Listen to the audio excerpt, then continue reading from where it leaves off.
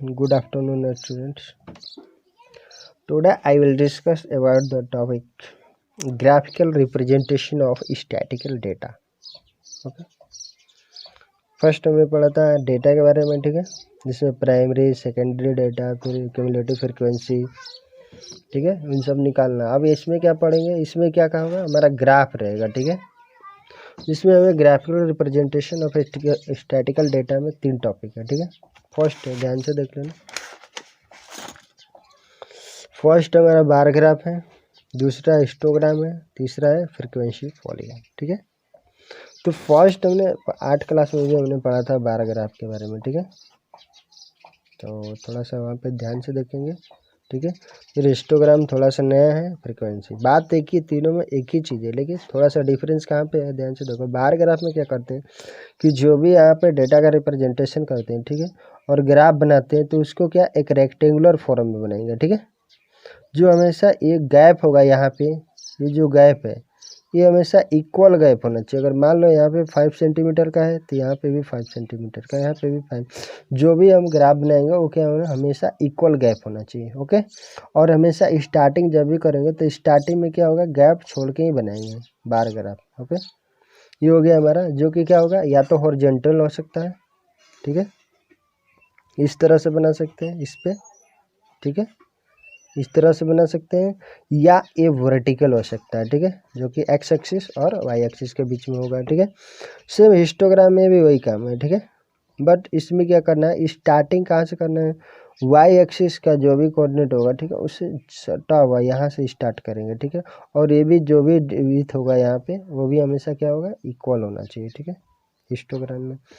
Frequency polygon में क्या करते हैं कि ये भी सेम चीज़ है, इसमें भी स्टार्टिंग करेंगे जैसे हिस्टोग्राम से करते हैं, बस इसमें क्या होगा, जिस पॉइंट को यहाँ रिप्रेजेंट करेगा, ठीक है, जितना लंबाई यहाँ पे इसका विड्थ का होगा यहाँ से यहाँ तक, ठीक है, उसको क्या करेंगे, यहाँ पॉइंट से डिनोट करेंगे। फिर ये वाला दूसरे वाले को भी यहाँ पे जो मीडियम पॉइंट होगा यहाँ पे, ठीक है, इसका जो इतना होगा ये ग्राफ का मीडियम पॉइंट, ठीक है, विड्थ का, तो उस मीडियम पॉइंट से इस मीडियम पॉइंट के बीच में क्या करेंगे, एक लाइन ड्रॉ करेंगे, ठीक है, आगे आएगा एग्जांपल तो वहाँ से देखेंगे, ठीक है।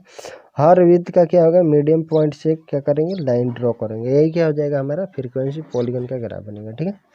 ध्यान से देखते हैं, तो फर्स्ट हम क्या करेंगे, बार ग्राफ के बारे में पढ़ेंगे, ठीक है, उसके बाद हिस्टोग्राम, फिर फ्रीक्वेंसी पॉलीगॉन, ओके। फर्स्ट आते हैं बार ग्राफ पे, ठीक है। बार ग्राफ क्या होता है, वही सेम चीज़ होता है, ध्यान से देखना,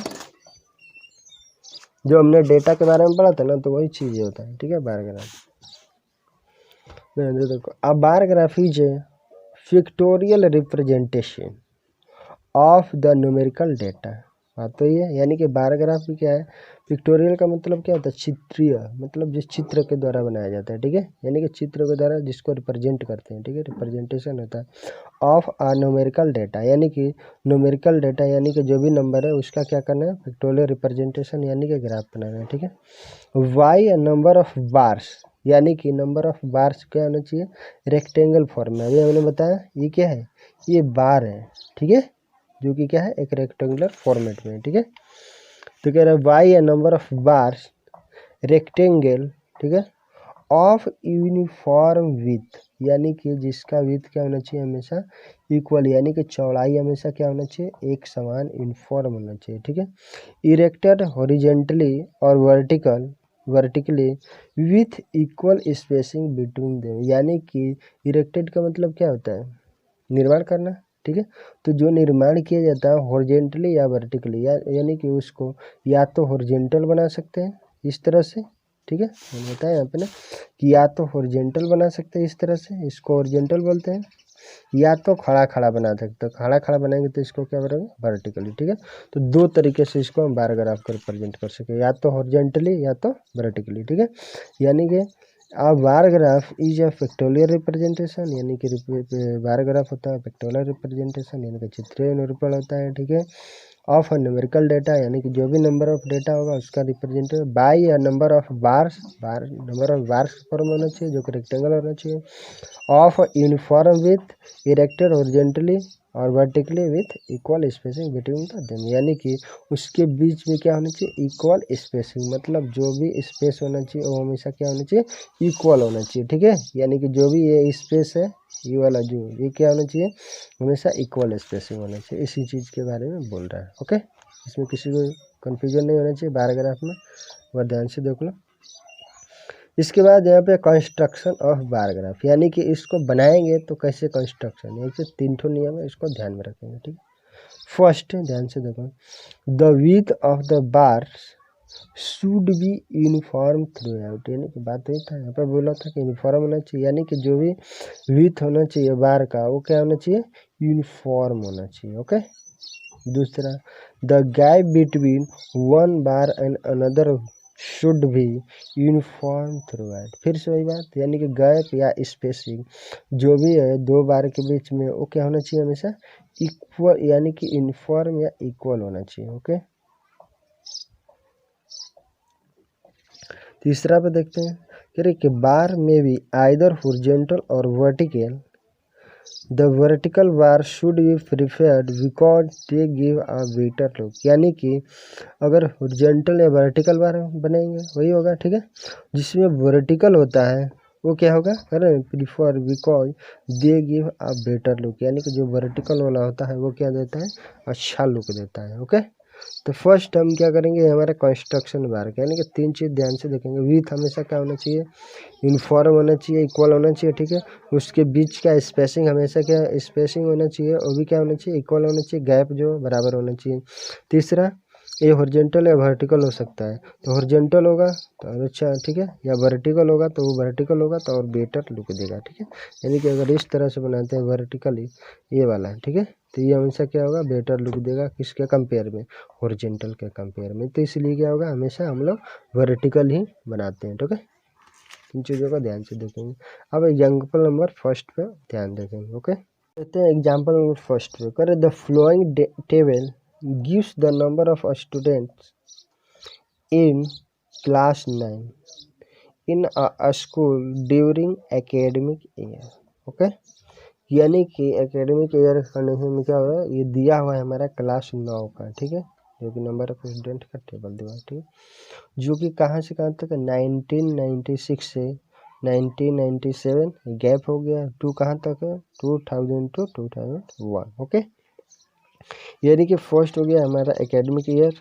ठीक है, नंबर ऑफ स्टूडेंट, यानी कि 1996 से 1997 के बीच कितना स्टूडेंट है, 50। ठीक है, 1997 से 98 के बीच में कितना है, 75, 98 से 99 125, और 99 से 2000 कितना हुआ, 150, और 2000 से 2001 में कितना हुआ, 200। ठीक है, अब इसको हमको क्या करना है कि डेटा को रिप्रेजेंट करना है टेबल फॉर्मेट। ठीक है, यानी कि हमका क्या बनाना है, इसका बार ग्राफ बनाना है। ठीक है, तो रिप्रेजेंट बार ग्राफ। ठीक है, तो सबसे पहले क्या करेंगे, यहाँ पे हम देखते हैं, ध्यान से देखो, ये हो गया हमारा नंबर ऑफ स्टूडेंट, तो ये हो गया एकेडमिक ईयर। ठीक है, तो हम सबसे पहले क्या है, ये वाला जो वाई एक्सिस है उसको हम क्या करेंगे, नंबर ऑफ स्टूडेंट लिख लेते हैं। ठीक है, और हमारा जो एकेडमिक ईयर है कितना हो गया, इस साइड हो गया। ठीक है, एक्स एक्सिस को क्या करेंगे, एकेडमिक ईयर में कन्वर्ट करेंगे। ठीक है, अब क्या करेंगे, ध्यान से देखो, फर्स्ट कितना है, कह रहा 1996 से 97, तो ये हमारा 1996 से 97 कितना स्टूडेंट हुआ, 50। ठीक है, यानी कि कितना हुआ, 1996 से 97 में कितना हुआ, 50, तो यहाँ से हम क्या करेंगे, 50 स्टूडेंट को एकेडमिक ईयर हो गया, हमारा नंबर ऑफ स्टूडेंट हो गया। ठीक है, तो नंबर ऑफ स्टूडेंट यहाँ पे और एकेडमिक ईयर तब। ठीक है, अब ध्यान से देखते हैं, 1996 से 97 के बीच में कितना हो गया, 50 स्टूडेंट है। ठीक है, तो यहाँ का हमने क्या किया कि लोकल कितना है, सबसे छोटा 50 हुआ, मैक्सिमम कितना है, 200। ठीक है, तो हम क्या करेंगे, 50 का गैप दे देकर यहाँ पे क्या करेंगे कि रिप्रेजेंट कर देंगे वाई एक्सिस पे। ठीक है, या आप अगर चाहो तो 25 का भी गैप लगा सकते हो, 25, 50, 75। ठीक है, ऐसे करके 200 तक जाना चाहिए। ठीक है, हमने क्या किया, 50 का गैप बना के कितना तक करते हैं, 300। आप 200 तक भी कर सकते हो, क्योंकि हमारा जो डेटा मैक्सिमम है नंबर ऑफ स्टूडेंटों कितना है, 200 है, तो इसीलिए क्या करेंगे, 200 तक बना सकते हैं। ठीक है, अब ध्यान से देखते हैं, नंबर ऑफ स्टूडेंट है हमारा एकेडमिक है, तो 96 से 97 के बीच में कितना हुआ, 50 स्टूडेंट है, तो 96 से 97 के बीच में कितना हो गया, 50। देखो ये गैप हमेशा क्या होना चाहिए, इक्वल गैप होना चाहिए। ठीक है, ये वाला, ये वाला, ये वाला, ये वाला और ये वाला देखो इक्वल गैप है।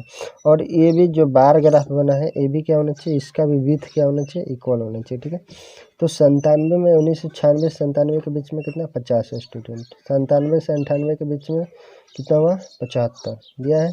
तो ये क्या हो गया यहाँ पे हमारा 75 हो गया, ठीक है, 75 का बना दिया, ठीक है। फिर 98 से 99 125, तो टोटल कितना हो गया देखो, ये बार ग्राफ कहाँ तक है 125 तक है। 1998 से 99 देखो, 99 से 2000 में कितना हो गया 150, तो देखो 99 से 2000 के बीच में कितना हो गया 150, सामने एकदम बनाना है, ठीक है। और 2000 से 2001 के बीच में देखो कितना 200, तो ये हो गया हमारा देखो यहाँ से यहाँ तक 200, ठीक है। तो इस तरह से हमसे क्या बनाना है, स्केल से अपना एक इन्फॉर्म विथ एक गैप जो है स्पेसिंग इक्वल स्पेसिंग पे क्या करना है, छोटा छोटा बार को खड़ा कर देना, ठीक है। ये हमारा क्या हो जाएगा बार ग्राफ हो जाएगा, ओके। किसी को डाउट नहीं होना चाहिए इसमें, ठीक है। अब एग्जांपल नंबर 2 पर ध्यान से देखते हैं, ठीक है। नंबर 2 में दिया हुआ कि read the bar graph shown in figure, यानी कि जो भी फिगर में बार ग्राफ दिया है उसको रीड करना है and answer the following question, ठीक है।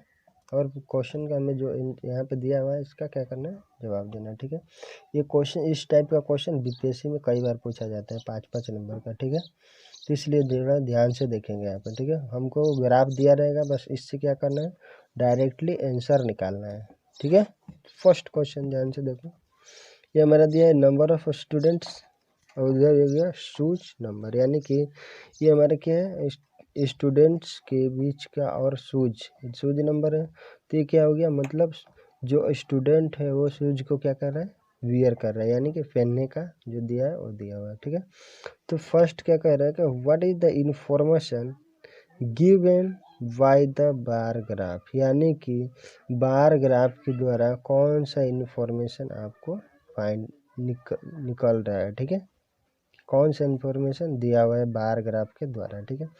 तो यहाँ पे क्या हो गया हमारा शूज हो गया, यहाँ पे क्या हो गया स्टूडेंट हो गया, यानी कि स्टूडेंट के द्वारा क्या हो गया शूज का हमारा क्या हो गया शूज क्या पहनावा है, समझ में गया है। यानी कि क्या हो गया नंबर ऑफ स्टूडेंट इधर शूज है, तो इसका मतलब क्या समझ रहे हो कि हमारा जो यहाँ पे स्टूडेंट दिया हुआ है इधर शूज दिया है, मतलब स्टूडेंट के द्वारा जो शूज पहना जा रहा है जूते पहने जा रहा है उसका इधर नंबर दिया हुआ है। ये 4 नंबर का शूज है, इधर 5 है, 6 है, 7 है, 8 है, 9 है, 10 है, और इधर स्टूडेंट को दिया हुआ है, ठीक है। यानी कि इधर शूज नंबर हो गया, इधर हो गया हमारा number of student.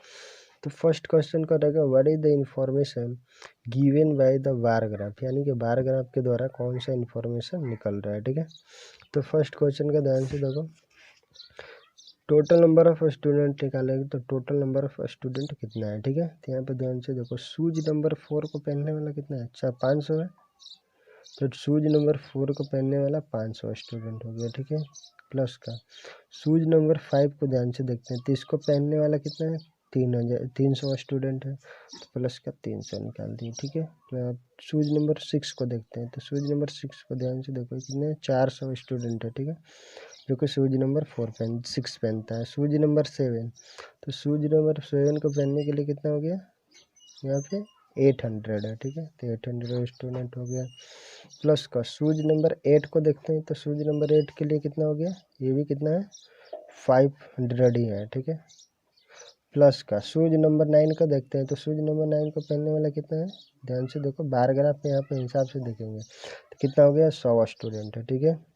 Plus shoes number 10 को देखते हैं, तो शूज नंबर 10 को ध्यान से देखो, ये यहाँ पे देखो कितने पे 400 पे, यानी कि शूज नंबर 10 को भी पहनने वाला कितना है 400, टोटल जोड़ोगे तो कितना हो गया 3000 स्टूडेंट, 5 3 8 8 4 12 12 8 20 और 20 और देखो 6 और 4 10, तो 3000 हो गया। ठीक है, टोटल नंबर ऑफ स्टूडेंट कितना हो गया 3000 हो गया, ठीक है, जो कि 4 5 6 7 8 9 और 10 नंबर के शूज को पहनता है, ठीक है। अब दूसरा क्वेश्चन तो ये फर्स्ट क्वेश्चन का रहना कि what is the information given by the bar graph, यानी कि बार ग्राफ के द्वारा कौन सा इंफॉर्मेशन, तो the bar graph represent the wearing shoes bye the student out of 3000, okay, यानी कि 3000 स्टूडेंट के द्वारा जो जूता पहना जा रहा है उसका क्या है ये रिप्रेजेंटेशन है ग्राफ है, ठीक है। दूसरा क्वेश्चन देखते हैं, what are the different number of shoes worn by the student, यानी कि कह रहा है कि कितने नंबर ऑफ, यानी कि अलग अलग कितने क्वालिटी का नंबर ऑफ शूज है, ठीक है, जो कि वर्म किया जा रहा है स्टूडेंट के द्वारा, ठीक है। तो देखो कितने नंबर ऑफ शूज है हमारे पास, एक 4 नंबर है, 5 नंबर है, 6 number, 7 number, 8 number, 9 number, 10 number, यानी कि वह शूज नंबर कितना हो गया, 4 नंबर है, 5 नंबर, 6, 7, 8, 9 और 10, ये हमारा क्या हो गया, टोटल शूज का नंबर हो गया, ठीक है। तीसरा क्वेश्चन में कर रहे हैं what is the number of a student wearing shoes number 6, यानी कि शूज नंबर 6 को कितने स्टूडेंट पहन रहा है, ठीक है। तो शूज नंबर 6 को ध्यान से देखो, ये हमारा शूज नंबर 6 है, इसको पहनने वाला कितना स्टूडेंट है, देखो 400 ही तो है ना, तो यानी कि तीसरा का कितना हो गया 400, ओके। क्वेश्चन नंबर 4 ध्यान से देखते हैं, कह रहे कि which shoes number is worn by the maximum number of student also give the number, यानी कि कौन सा शूज है वो सबसे ज़्यादा पहना जा रहा है स्टूडेंट के द्वारा। तो ध्यान से देखो सबसे लंबी किसकी, यही है तो पैराग्राफ में, यानी कि इसको शूज नंबर 7 को 800 स्टूडेंट के द्वारा पहना जा रहा है, ठीक है। तो यानी कि चौथा नंबर जो क्वेश्चन है उसमें शूज नंबर कौन सा है, शूज नंबर हो गया वो कितना हो गया 8 नहीं 7, ठीक है। शूज नंबर कितना हो गया 7 है, उसको मैक्सिमम स्टूडेंट के द्वारा पहना जा रहा है, जो कि number of current give its number, तो स्टूडेंट का नंबर कितना हो गया, स्टूडेंट हो गया वो कितना हो गया 800 हो गया, ठीक है। दूसरा 5वां क्वेश्चन को ध्यान से देख रहे हैं, which shoes number is worn by minimum number of student, यानी कि कौन सा शूज है, यानी कि जूता है जो कि कम से कम स्टूडेंट के द्वारा पहना जा रहा है और गिव इट्स नंबर, फिर उसका नंबर देना है, ठीक है। तो देखो क्वेश्चन से शूज नंबर 9 है, ठीक है, वो कितना है, कम से कम स्टूडेंट के द्वारा पहना जा रहा है, कितने स्टूडेंट है, जो कि 100 है, यानी कि 5वां क्वेश्चन है शूज नंबर क्या है, इसको देख लो इसे, ठीक है, शूज नंबर जो 9 है, ठीक है, वो क्या हो गया, कम से कम स्टूडेंट के द्वारा पहना जा रहा है, जो कि स्टूडेंट का नंबर कितना है, यानी टोटल नंबर ऑफ स्टूडेंट कितना है 100, ओके। तो ये हमारा बार ग्राफ के द्वारा अगर हमको डेटा दिया रहेगा तो हम क्या कर सकते हैं, इसका अच्छे से क्वेश्चन को आंसर निकाल सकते हैं, ठीक है। इस टाइप का क्वेश्चन बीपीएससी में कई बार पूछा गया है, ठीक है, 5-5 नंबर का पूछा जाता है, इसलिए चीज़ों को ध्यान से देखना, ठीक है। बाकी आज के लिए इतना ही है, इस टॉपिक को ध्यान से पढ़ लेना, ठीक है।